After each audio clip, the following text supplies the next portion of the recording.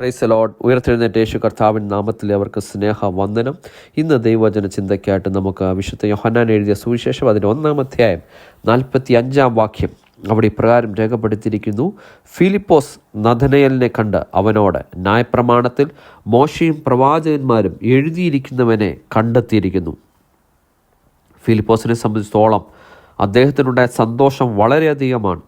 തലേ ദിവസം വരെ വായിച്ച, അല്ലെങ്കിൽ കുറച്ച് മുമ്പ് വരെ വായിച്ച ന്യായപ്രമാണത്തിലും പ്രവാചക പുസ്തകങ്ങളിലും എഴുതിയിരിക്കുന്ന വ്യക്തിയെ താൻ നേരിട്ട് കാണുകയാണ്. ലോകത്തെ രക്ഷിക്കുവാൻ ഒരാൾ വരുമെന്ന് താൻ വായിച്ചിരുന്നു. കന്യക ഗർഭിണിയായി ഒരു മകനെ പ്രസവിക്കും, അവനാണ് ലോകത്തിൻ്റെ രക്ഷകനെന്ന് പ്രവാചക പുസ്തകങ്ങൾ വായിച്ചിട്ടുണ്ട്. ഇതാ ഫിലിപ്പോസ് ആരെക്കുറിച്ച് വായിച്ചുവോ ആ വ്യക്തിയെ ഫിലിപ്പോസ് കണ്ടെത്തിയിരിക്കുന്നു.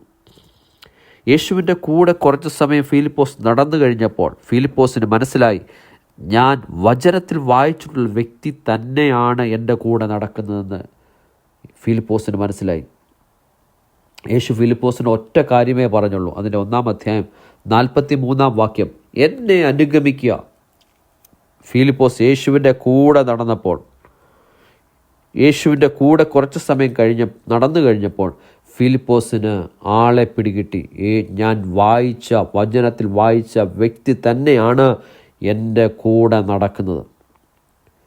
ഒരു വ്യക്തിയുടെ സ്വഭാവം നമുക്കറിയണമെങ്കിൽ ആ വ്യക്തിയുടെ കൂടെ കുറച്ച് സമയം നടന്നെങ്കിൽ മാത്രമേ നമുക്ക് അത് അറിയാൻ സാധിക്കുകയുള്ളൂ.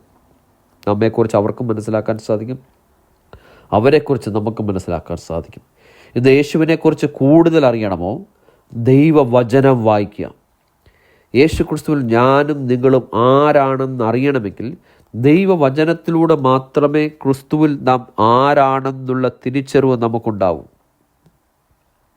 ന്യായപ്രമാണത്തിലും പ്രവാചക പുസ്തകങ്ങളിലും യേശുവിനെക്കുറിച്ച് എഴുതിയിരിക്കുന്നത് പോലെ ദൈവവചനത്തിൽ നമ്മെക്കുറിച്ചും എഴുതിയിരിക്കുന്നു. യേശു പറയുന്നു, എന്നിൽ വിശ്വസിക്കുന്നവൻ ഒരു നാളും ലജ്ജിച്ചു പോകുകയില്ല. യേശു പറയുന്നു, ഞാൻ ലോകത്തിൻ്റെ വെളിച്ചമാകുന്നു എന്ന് പറഞ്ഞ യേശു കർത്താവ് നമ്മെക്കുറിച്ച് പറയുന്നു, നിങ്ങൾ ലോകത്തിൻ്റെ വെളിച്ചമാകുന്നു, നിങ്ങൾ ഭൂമിയുടെ ഉപ്പാകുന്നു, നിങ്ങൾ വിശ്വസിച്ചുകൊണ്ട് രോഗിയുടെ മേൽ കൈവച്ചാൽ സൗഖ്യമുണ്ടാകും, നിങ്ങൾ ഭൂമിയിൽ കെട്ടുന്നത് സ്വർഗത്തിൽ കെട്ടപ്പെടും, നിങ്ങൾ ഭൂമിയിൽ അഴിക്കുന്നത് സ്വർഗത്തിൽ അഴിയപ്പെടും, നിങ്ങളുടെ വാക്ക് കേൾക്കുന്നവൻ എൻ്റെ വാക്ക് കേൾക്കുന്നു, നിങ്ങളെ തള്ളുന്നവൻ എന്നെ തള്ളുന്നു. ലൂക്കോസ് സുവിശേഷം 10-ാം അധ്യായം 16-ാം വാക്യം പറയുന്നു, നിങ്ങളെ തള്ളുന്നവൻ എന്നെ തള്ളുന്നു. ഇന്ന് ഈ വചനം കേൾക്കുന്ന ദൈവമക്കളെ, പ്രിയപ്പെട്ടവരെ, ഞാൻ സ്നേഹത്തോട് പറയട്ടെ, ദൈവവചനം തള്ളിക്കളയരുത്. ഇന്ന് ദൈവത്തിൻ്റെ പരിശുദ്ധാത്മാവാണ് നിങ്ങളെ കേൾപ്പിക്കുന്നത്. ഈ വചനം തള്ളിക്കളയരുത്. തള്ളിക്കളഞ്ഞാൽ ഈ പറയുന്നത് തള്ളിക്കളയരുത്. യേശു രക്ഷകനാണെന്നുള്ളത് തള്ളിക്കളയരുത്. യേശു മാത്രമാ രക്ഷകൻ. അത് ഈ പറയുന്ന കാര്യം തള്ളിക്കളഞ്ഞാൽ യഥാർത്ഥത്തിൽ യേശുവിനെയാണ് തള്ളിക്കളയുന്നത്. അതാണ് ലൂക്കോസ് 10:16 പറയുന്നത്, നിങ്ങളുടെ വാക്ക് കേൾക്കുന്നവൻ എൻ്റെ വാക്കാ കേൾക്കുന്നത്, യേശുവിൻ്റെ വാക്കാ കേൾക്കുന്നത്.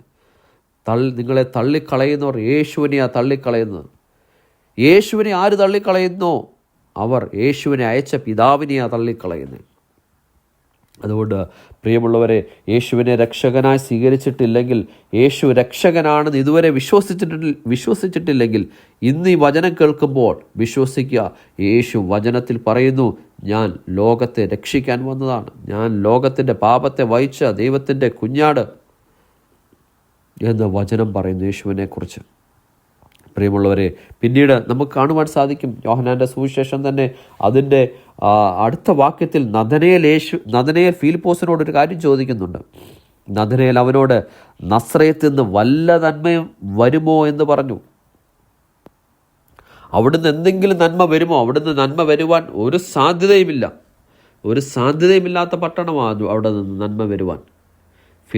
നഥനയേലിന് സംശയമാണ്, അവിടുന്ന് നന്മ വരുമോ? ഇന്നെ ശ്രദ്ധിക്കുന്ന ദൈവജനമേ, നിങ്ങളുടെ വീട്ടിൽ നിന്ന് ഒരു നന്മയും ഉണ്ടാകത്തില്ല എന്ന് ലോകം പറഞ്ഞിരിക്കുമായിരിക്കും. ഒരു പക്ഷേ നിങ്ങളുടെ പട്ടണത്തിൽ നിന്ന്, നിങ്ങളുടെ ഗ്രാമത്തിൽ നിന്ന് ഒരു നന്മയും ഉണ്ടാകത്തില്ല എന്ന് നാട്ടുകാർ പറഞ്ഞിരിക്കുമായിരിക്കും. വിശ്വസിക്കുക, വചനം അതേപടി വിശ്വസിക്കുക. ദൈവത്തിൻ്റെ വചനം വിശ്വസിക്കുക. ആരൊക്കെ തള്ളിക്കളഞ്ഞോ, ആരൊക്കെ ഉപേക്ഷിച്ചോ, ഒരു നന്മയും അവിടെ നിന്നുണ്ടാകത്തില്ല എന്ന് പറഞ്ഞവരുടെ മുമ്പിൽ ദൈവവചനം വിശ്വസിക്കുന്നവരുടെ ജീവിതത്തിൽ അവിടെ നിന്ന് ലോകത്തെ പിടിക്കുവാൻ വ്യക്തികൾ എഴുന്നേൽക്കും. ഒരു നന്മയും ഉണ്ടാകത്തില്ല എന്ന് പറയുന്നിടത്ത് നിന്ന് ലോകത്തെ പിടിക്കുവാൻ വ്യക്തികൾ എഴുന്നേൽക്കും. സുവിശേഷം അറിയിക്കുവാൻ വ്യക്തികൾ എഴുന്നേൽക്കും. ഇതാ ലോകത്തിൻ്റെ പാപത്തെ വഹിച്ച ദൈവത്തിൻ്റെ കുഞ്ഞാട്, ലോകത്തിൻ്റെ രക്ഷകൻ ഇതാ നസ്രയത്തിൽ നിന്ന് വന്നിരിക്കുന്നു. ഹല്ലേലൂയ! നസ്രയത്തിൽ ജനിച്ചിരിക്കുന്നു. ഫിലിപ്പോസ് നഥനയേലിനോട് പറഞ്ഞ മറുപടിയാണ് എനിക്ക് വളരെയധികം ഇഷ്ടം. ഫിലിപ്പോസ് നഥനയേലിനോട് പറയുകയാണ്, വന്ന് കാണുക എന്ന് പറഞ്ഞു. കൂടുതലൊന്നും പറയാനില്ല, വന്ന് കാണുക. ഇന്ന് എന്നെ ശ്രദ്ധിക്കുന്ന ദൈവജനമേ, ഇന്ന് ഞാൻ നിങ്ങളോട് പറയാം, നിങ്ങൾ ദൈവവചനത്തിലേക്ക് വരിക, വചനത്തിലേക്ക് നോക്കുക. യേശുവിനെ കൂടുതൽ അറിയാൻ സാധിക്കും, പരിശുദ്ധാത്മാവിനെ കൂടുതൽ അറിയാൻ സാധിക്കും. ആ പരിശുദ്ധാത്മാവിൽ ദൈവവചനത്തിൽ നടക്കുക. ദൈവാത്മാവ് നമ്മെ ഗൈഡ് ഈ ഭൂമിയിൽ ഏറ്റവും ഒരു വിജയകരമായ ഒരു ജീവിതം ജീവിക്കുവാൻ ക്രിസ്തുവിൽ ജീവിക്കുന്നവർക്ക് സാധിക്കും. ഈ ലോകം കൊണ്ട് തീരുന്നതല്ല ക്രിസ്തീയ ജീവിതം. ഒരു നിത്യജീവൻ യേശു ക്രിസ്തുവിൽ വിശ്വസിക്കുന്നവർക്കുണ്ട്. വിശ്വസിക്കുക. ഒരു നിമിഷം ഞാൻ നിങ്ങൾക്ക് വേണ്ടി പ്രാർത്ഥിക്കുവാൻ ആഗ്രഹിക്കുന്നു.